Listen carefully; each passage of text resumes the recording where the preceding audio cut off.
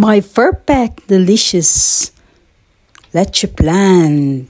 Thank you sa mga bumili ngayon. Okay, share ko kung paano gumawa nito.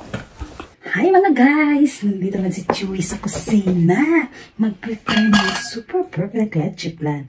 Tingnan nyo ang mga basic ng paggawa ko ng leche plan. Tatanggalin natin ang white egg.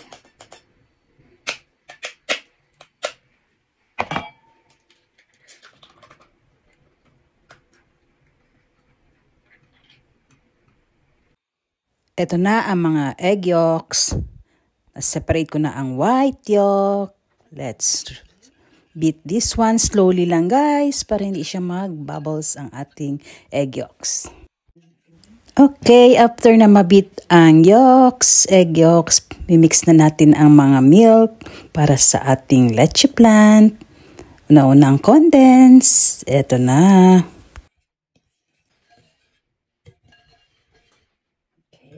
Eto na, hinulog ko na ang condensed milk sa ating egg yolks. Gumamit ako nito ng 2 sa aking 12 eggs, guys. Egg yolks.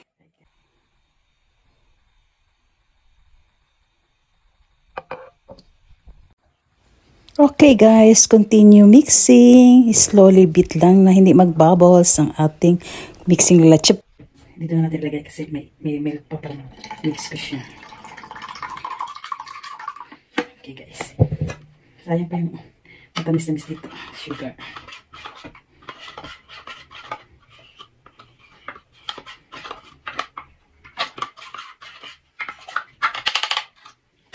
This one. Iba dito guys ha.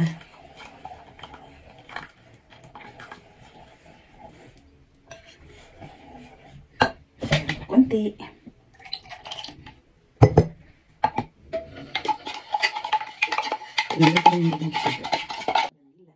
Then, lagyan ko na ngayon ng vanilla para mabango ang ating leche plan. Beat lang guys, slowly. And this is it na. Beat lang.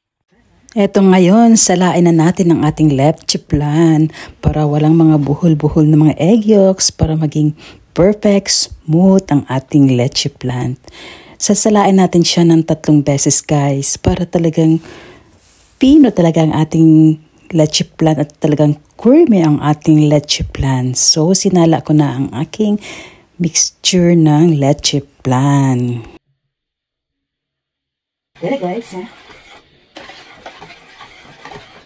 Salain natin ulit. Ganyan.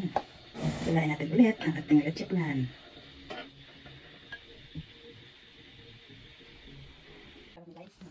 Ito na ngayon ang aking linera lalagyan ng leche plan. Lagyan natin ng 3 tablespoon ng sugar para i-melt natin directly sa fire ang ating lalagyan ng leche plan para ready to put na sa ating steamer. Ayan, dinirect ko na ang pag-melt ng sugar para mas mabilis. Ito na ngayon, slowly na nag-caramelize ang ating sugar into brown. Ito na, ready na. Ibubuhusan natin ito ang ating mixture ng leche plan. Ito na guys, binuhos ko na sa aking lalagyan ng lutuan sa leche plan kasi nag-caramelize na ang aking sugar. Ready na ngayon ito lagay natin sa steamer.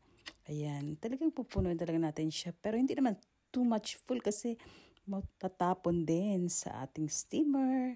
Ayan, maliit lang kasi ang aking lalagyan ng lutuan ng leche plan. Preparing na para sa ating steamer. Nilagyan ko ng aluminum foil para hindi mag-absorb yung tubig sa steamer. Ayan na, meron akong malaking steamer. Ready to steam na yan siya for almost 2 hours and a half. Slow flame lang talaga guys. Ayan ang perfect leche plan. Shiny, delicious, creamy leche plan. Ayan na.